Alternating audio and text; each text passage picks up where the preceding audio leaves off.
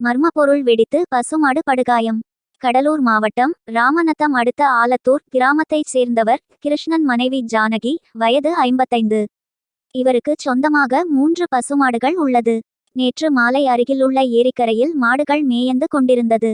அப்போது அப்பகுதியில் கிடந்த மர்ம பொருள் ஒன்றை மாடுகள் கடித்தபோது அது பயங்கர சத்தத்துடன் வெடித்தது. அதில் ஒரு பசுமாட்டின் வாய் முற்றிலுமாக கிழிந்து படுகாயமடைந்தது.